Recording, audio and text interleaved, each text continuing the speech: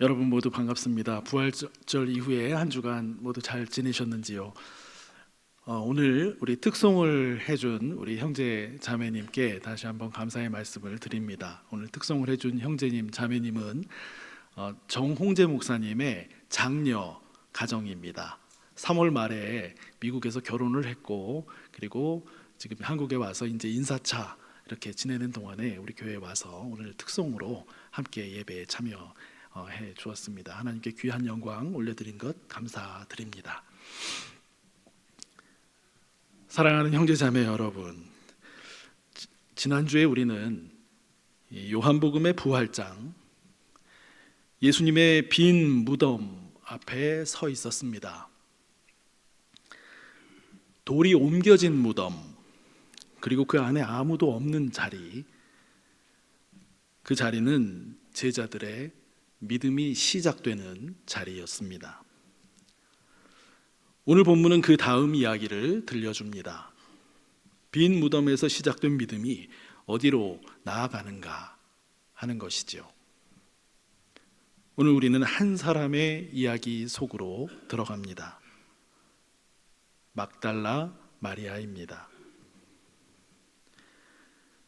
이 장면에서 우리가 먼저 보게 되는 것은 바로 이것인데요. 우리는 가까이 있어도 알아보지 못할 때가 있다라는 것입니다. 마리아는 무덤을 떠나지 않습니다. 다른 제자들은 돌아갔지만 그녀는 남아 있었습니다. 그녀는 울고 있었습니다. 잠시 뒤 몸을 굽혀서 무덤 안을 들여다봅니다. 그녀는 봅니다. 천사를 봅니다. 예수님의 시신이 놓였던 자리 양 끝에 머리와 발치에 위치하고 있는 천사들을 봅니다. 그리고 자신 뒤쪽에 서 계신 예수님도 스쳐 지나며 보았습니다. 그런데 마리아는 주님을 바로 알아보지 못했습니다. 가장 가까이 있었고 가장 먼저 그 자리에 있었는데도 왜 몰랐을까요? 마리아는 자신이 이해하는 고정된 틀 안에서만 상황을 해석하고 있습니다. 마리아가 지난번 다른 두 제자 베드로와 그 사랑하시는 제자에게도 달려가서 말한 적이 있었지요. 그 말을 또 한 번 천사들에게도 합니다. 누군가 주님의 시신을 옮겨갔다.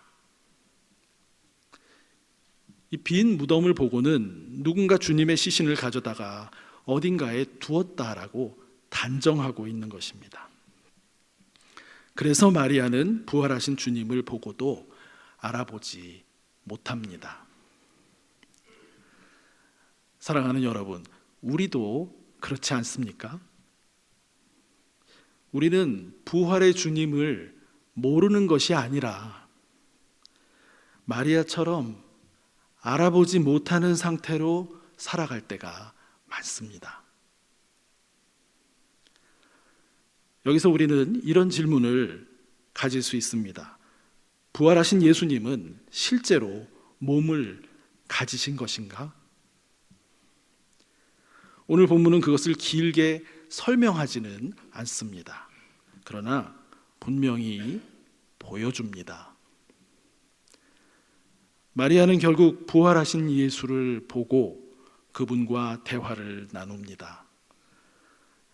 마리아가 헛것을 본 것일까요? 부활하신 주님은 이렇게도 말씀하십니다. 나를 붙들지 말아라. 내가 아버지께로 아직 올라가지 않았다. 내가 곧 아버지께로 올라간다. 이 말씀은 부활하신 예수님이 단지 영적인 존재만이 아니라 몸을 지니신 채 우리와 접촉할 수 있는 실제로 살아계신 분이심을 알려줍니다. 그런데 마리아는 처음에는 그 주님을 알아보지 못했습니다. 성경은 부활을 길게 설명하기보다 부활의 주님을 만나는 장면으로 보여줍니다. 부활하신 예수님은 막달라 마리아와 실제로 만나십니다. 분명히 잡을 수 있는 몸을 가지셨지만 한눈에 알아보기는 쉽지 않은 모습으로 그녀 앞에 서 계십니다. 이것은 예수님의 부활이 단순히 이전의 모습으로 돌아온 것이 아니라 새로운 방식으로 존재하게 된 사건임을 보여줍니다. 오늘 본문에서 발견하는 두 번째 메시지는 이것입니다. 부활하신 주님은 우리의 이름을 부르십니다. 무덤 밖에서 울고 있는 마리아에게 예수님이 먼저 말씀하십니다. 천사들과 똑같은 물음을 하시면서도 한 걸음 더 나아가는 질문입니다. 여자여, 어찌하여 울며 누구를 찾느냐? 누구를 찾느냐? 예수님이 이 질문은 예수님이 자신을 따르고자 했던 첫 제자들을 향해서 물으셨던 질문입니다. 너희는 누구를 찾느냐? 진리를 찾느니, 생명의 길을 찾는 이를 귀히 여기시며 축복해 주시는 주님의 모습이 지금 드러나고 있는 것입니다.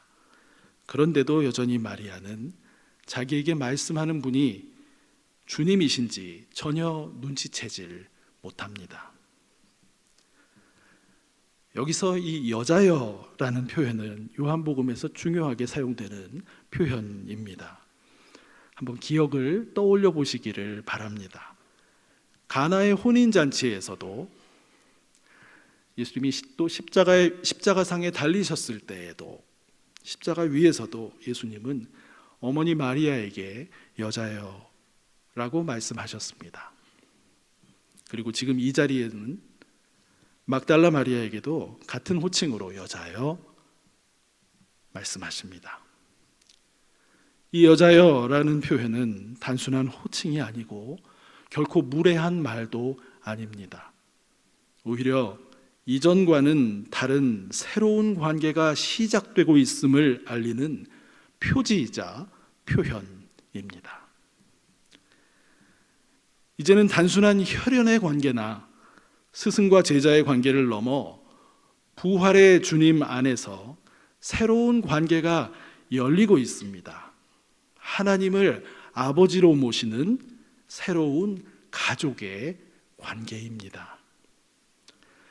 부활하신 주님은 우리를 그 관계 안으로 부르시며 하나님과의 새로운 관계, 그리고 서로를 향한 새로운 관계를 열어주십니다. 그런데도 마리아는 여전히 알아채지 못합니다. 그때 부활하신 주님이 부르십니다. 마리아야. 그 순간 모든 것이 바뀝니다. 설명도 없고 논증도 없고 기적도 없습니다. 단 한마디, 마리아야. 사랑하는 여러분, 이 마리아가 결국 부활하신 예수를 알아본 이유는 무언가를 지적으로 이해했기 때문이 아닙니다. 이유는 아주 단순합니다. 그녀의 이름이 불렸기 때문입니다. 그분이 먼저 마리아의 이름을 불러주셨기 때문입니다. 우리는 예수를 스스로 찾아내고 스스로 발견하는 존재가 아니라 그분이 우리를 불러주심을 통해 그분을 알아보게 되는 그런 존재입니다. 다음으로 본문에서 발견하는 메시지는 이것입니다. 이 부활은 죽음의 자리를 생명의 자리로 바꾸기 시작합니다. 여러분, 지금 이 장면이 어디에서 일어나고 있는지 생각해 보시기를 바랍니다. 동산입니다. 오늘 본문 바로 앞에 19장에서 아무도 장사한 적이 없는 새 무덤이 동산 안에 있었고 그곳에 예수님의 시신이 안치되셨음을 우리는 보았습니다. 요한은 일부러 말합니다. 무덤이 동산에 있었다고요. 창세기의 에덴 동산과 요한복음의 부활의 동산이 지금 서로를 비추고 있습니다. 마리아는 예수님을 동산지기로 오해합니다. 틀린 것 같지만 더 깊은 뜻에서는 맞습니다. 부활하신 예수님은 새 창조의 동산을 돌보시는 새 아담, 참된 아담으로 서 계십니다. 바로 이 부활의 동산에서 놀라운 일이 일어납니다. 죽음의 자리였던 무덤이 이제 생명의 자리로 바뀌기 시작합니다. 예수님의 시신이 놓였던 자리를 보십시오. 두 천사가 머리와 발치 양 끝에 앉아 있습니다. 이 장면은 우리에게 한 가지를 떠올리게 해줍니다. 구약시대 성막 안에 지성소에는 언약궤가 있었습니다. 그리고 그 언약궤 위에 두 그룹이 있고 그 두 그룹 사이에 하나님이 임하시는 자리, 곧 속죄소가 있습니다. 지금 그 두 천사가 앉아있는 그 사이, 천사들의 사이, 바로 그 자리는 예수님의 몸이 놓여있던 자리입니다. 이 장면은 지성소에서 하나님이 임재하시던 그 자리처럼 무덤이 이제 하나님의 임재를 드러내는 자리로 바뀌고 있음을 보여줍니다. 인간에게 가장 두렵고 가장 피하고 싶은 자리, 죽음의 자리인 무덤마저도 이제 하나님의 임재가 머무는 자리로 변하고 있다는 것입니다. 그리고 더 나아가 예수님의 몸 자체가 하나님의 임재를 드러내는 참된 성전의 의미를 갖는다는 것을 보여줍니다. 사랑하는 여러분, 예수님의 부활은 죽음을 이기신 사건입니다. 맞습니다. 그러나 그것이 전부가 아닙니다. 부활은 모든 죽음의 자리의 의미를 바꾸는 사건입니다. 그래서 우리의 삶의 자리에서도 다양한 변화가 시작됩니다. 그 변화는 상황이 사라지는 것이 아니라 그 자리에 하나님이 임하시는 것입니다. 이것은 우리 삶에서 고통이 전부 다 사라진다라고 하는 뜻이 아닙니다. 고통과 불안, 두려움은 여전히 존재합니다. 그러나 이제 그 자리가 심지어 죽음의 자리일지라도 더 이상 그것은 마지막 자리가 아닙니다. 무덤은 그대로 있지만 더 이상 같은 무덤이 아닙니다. 예수님의 부활로 그 무덤이 마치 성막의 지성소와 같은 하나님의 임재가 머무는 자리로 변화되고 있습니다. 여러분, 이 모든 이야기는 우리의 삶으로 이어집니다. 네 번째로 본문에서 우리가 발견하는 메시지는 우리는 주님의 그 부르심 속에서 소망을 배우게 됩니다. 마리아는 무덤 앞에서 울고 있었습니다. 그러나 그녀의 이름이 불리는 순간 그 자리의 성격이 획기적으로 바뀝니다. 눈물의 자리가 설명하기 어려운 기쁨의 자리로 바뀌었습니다. 상황이 바뀌었기 때문이 아니라 주님께서 그녀의 이름을 불러주신 순간 그녀 자신이 바뀌었기 때문입니다. 자신보다 더 큰 생명 안에 거하게 된 것입니다. 사랑하는 여러분, 하나님께서 여러분의 이름을 불러주신 기억이 있으십니까? 어떤 분은 분명히 기억하실 것이고요. 또 어떤 분은 글쎄요 하실지 모르겠습니다. 그러나 우리가 기억해야 할 것은 이것입니다. 부활의 주님은 살아계시고 우리 삶의 다양한 고통과 어려움의 자리로 찾아오셔서 우리를 만나주신다고 하는 사실입니다.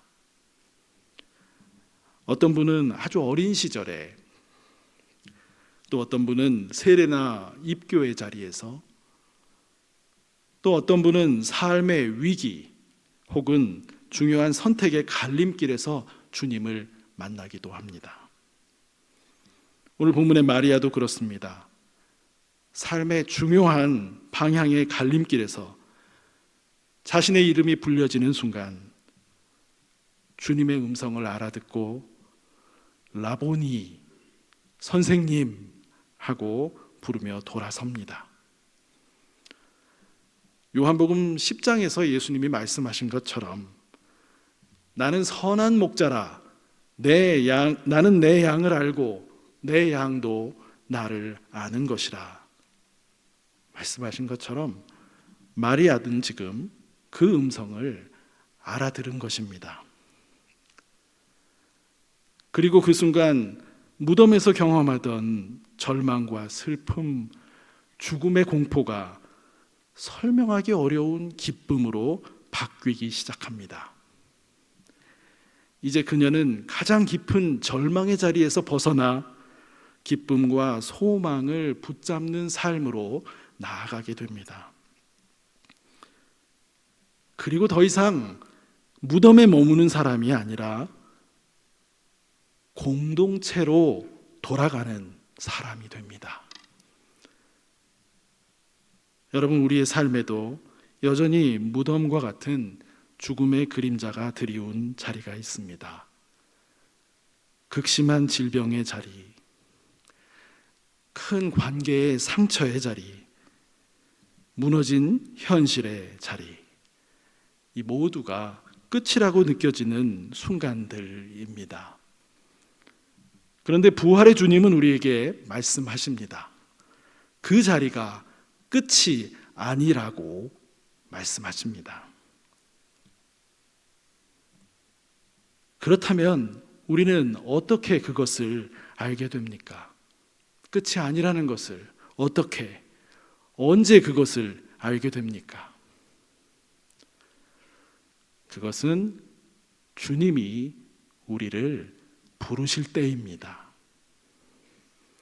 우리를 인격적으로 만나주시고 우리의 삶이 주님 안에서 받아들여지고 있고 또 새로워지고 있음을 경험하게 하실 때입니다. 그 부르심 속에서 우리는 조금씩 더 알아가게 됩니다. 어떤 상황 속에서도 부활의 주님이 함께 하시기에 우리는 소망을 붙들 수 있다라는 것을 배워가게 됩니다.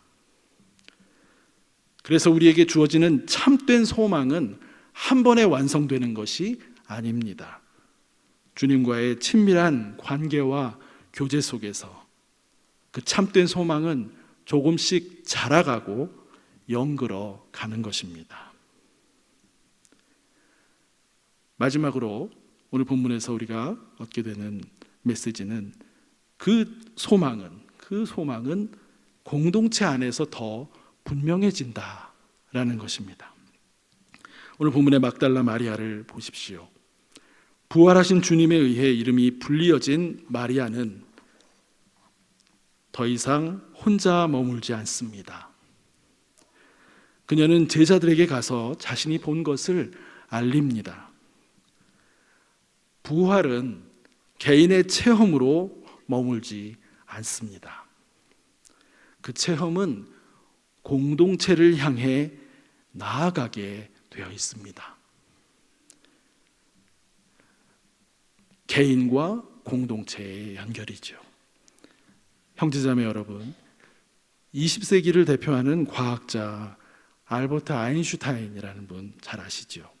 그분이 한때 교육의 목표에 대해서 이런 말씀을 하신 적이 있습니다.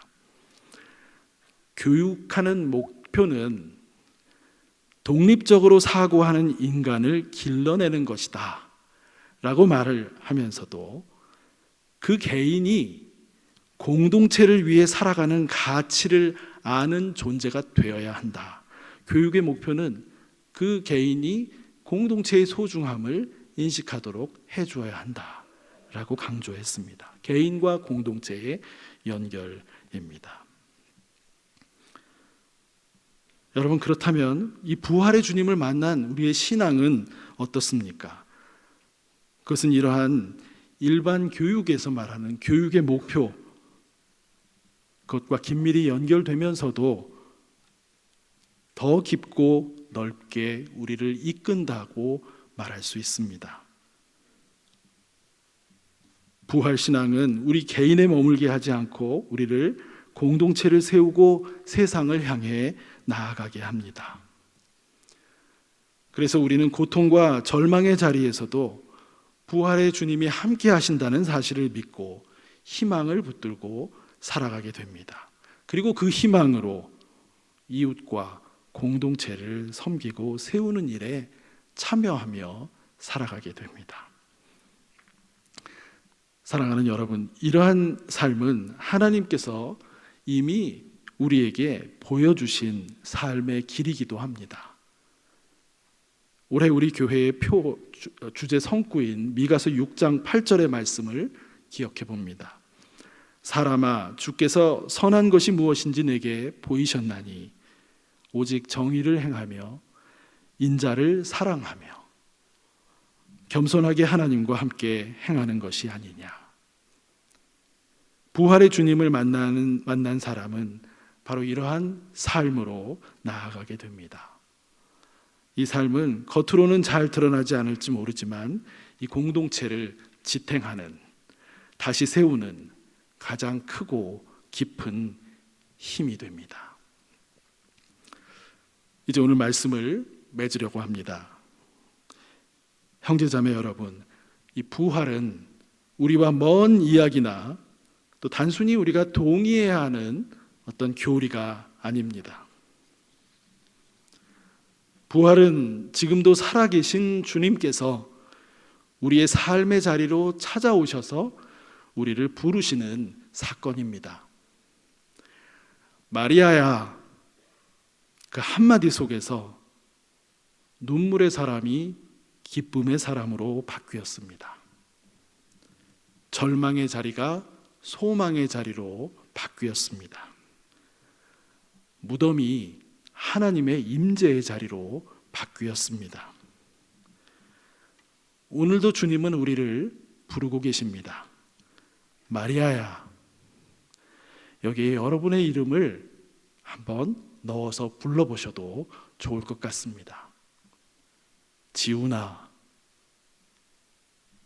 그 부르심 속에서 우리는 다시 보게 됩니다. 절망으로만 보이던 자리에서 하나님이 일하시는 것을 보게 됩니다. 그 부르심 속에서 끝이라고 생각했던 자리에서도 다시 걸어갈 힘을 얻게 됩니다. 그리고 우리는 자신을 세우고 또 이웃과 공동체를 세워가는 사람으로 살아가게 됩니다. 부활은 죽음을 없애는 사건이 아니라 우리의 이름을 부르시며 새로운 관계와 삶을 시작하시는 하나님의 사건입니다. 여러분, 오늘 예배를 마치고 집으로 돌아가시면서 또 한 주간 사회 속에서 생활하시면서 한번 조용히 마음으로 기도해 보십시오.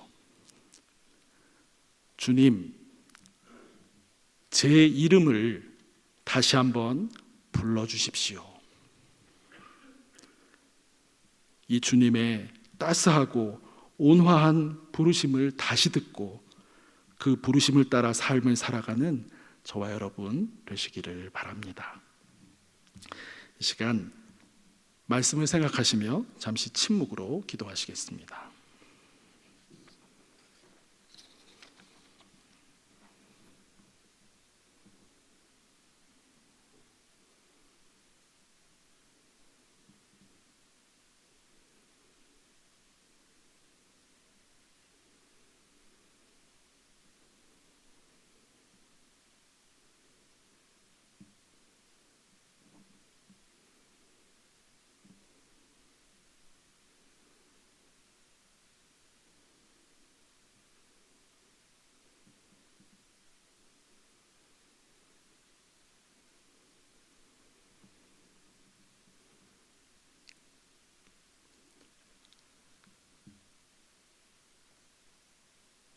사랑하는 주님, 부활하셔서 지금도 우리를 찾아오시고 우리의 이름을 불러주시는 은혜에 감사드립니다. 주님의 부르심 안에서 우리의 삶이 새로워지게 하시고 어떤 상황 속에서도 소망을 붙들고 살아가게 하옵소서. 또한 우리를 세워주셔서 이웃과 공동체를 살리는 부활의 증인으로 살아가게 하옵소서. 예수 그리스도의 이름으로 기도드립니다. 아멘.